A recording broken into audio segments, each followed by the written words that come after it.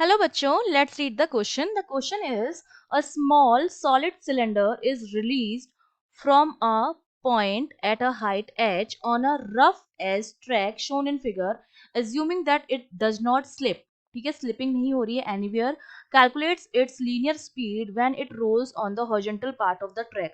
जब ये horizontal part पर क्या करता है, ट्रैक करता है, रोल करता है, तो इसकी हमें क्या निकालनी है, लीनियर वेलोसिटी कैलकुलेट करनी, जो हमारी v होती है. ठीक है, तो की कॉन्सेप्ट में हमें क्या क्या चीजें पता होनी चाहिए. पहली चीज जो हमें पता होनी चाहिए कि ये प्योर रोलिंग की कंडीशन है.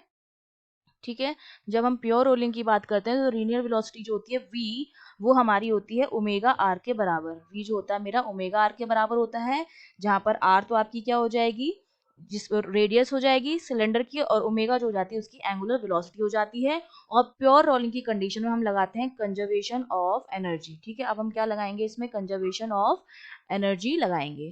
ठीक है, तो ये दो चीजें आपको यूज करनी है इस क्वेश्चन को सॉल्व करने के लिए. अब देखिए, हमने मान लिया कि ये पॉइंट यहाँ से इसने रिलीज हुआ, तो इस पॉइंट पर इसकी जो वेलोसिटी है, इनिशियल वेलोसिटी u, वो 0 रही होगी.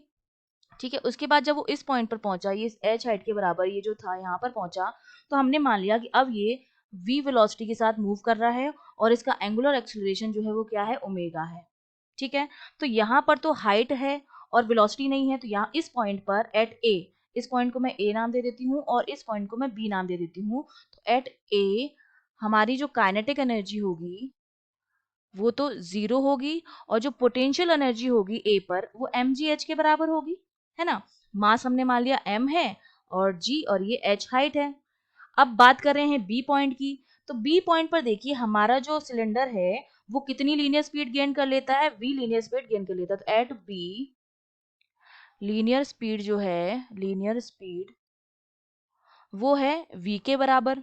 ठीक है, और रोटेशनल जो वेलोसिटी हो जाएगी, रोटेशनल वेलोसिटी वो कितनी हो जाएगी, omega equals to v upon R. क्यों, क्योंकि प्योर रोलिंग की कंडीशन है. प्योर रोलिंग में रोटेशनल वेलोसिटी कैसे देते हैं, omega equals to v upon R. तो इस पॉइंट पर अगर मैं काइनेटिक एनर्जी निकालूं बी पॉइंट पर, तो काइनेटिक एनर्जी कितनी आएगी, के बी इक्वल्स टू, एक तो लीनियर की वजह से आएगी और एक रोटेशनल की वजह से आएगी. ठीक है, दोनों की वजह से काइनेटिक एनर्जी हमारे पास आएगी. तो बी पर जो काइनेटिक एनर्जी होगी लीनियर की वजह से कितनी होती है, half M V square, plus rotational की वजह से होती है हाफ आई ओमेगा स्क्वायर, जहां पर आई जो होता है वो आपका मोमेंट ऑफ इनर्शिया होता है, और सिलेंडर के लिए मोमेंट ऑफ इनर्शिया जो आपका हो जाएगा वो जाएगा एम आर स्क्वायर बाय 2.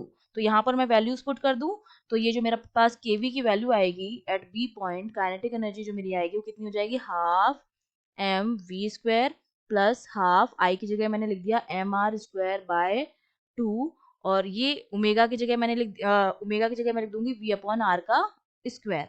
जब इसको हम सॉल्व करेंगे तो ये जो आ जाएगी काइनेटिक एनर्जी मेरे पास आ गई 3/4 एम वी स्क्वायर. ये बी पॉइंट पर मेरे पास काइनेटिक एनर्जी आ गई है.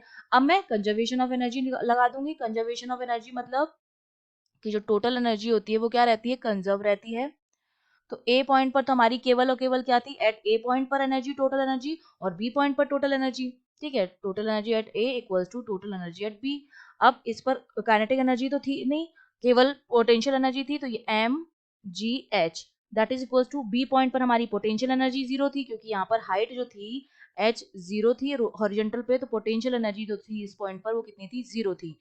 सिर्फ काइनेटिक एनर्जी थी और वो हमारी कितनी थी, 3/4 एम वी स्क्वायर के बराबर. जहां से मुझे m की वैल्यू कितनी मिल, v की वैल्यू कितनी मिल जाएगी, m से m कैंसिल हो जाएगा आपका, तो v मेरे पास आ जाएगा 4/3 जी एच. ये तो आता है बी स्क्वायर की वैल्यू, तो v की वैल्यू कितनी आ जाएगी, रूट ऑफ 4/3 जी एच. ये हमारे पास क्या आ गई है, लीनियर वेलोसिटी आ गई है, root 4/3 G H. I hope you understood well. All the best.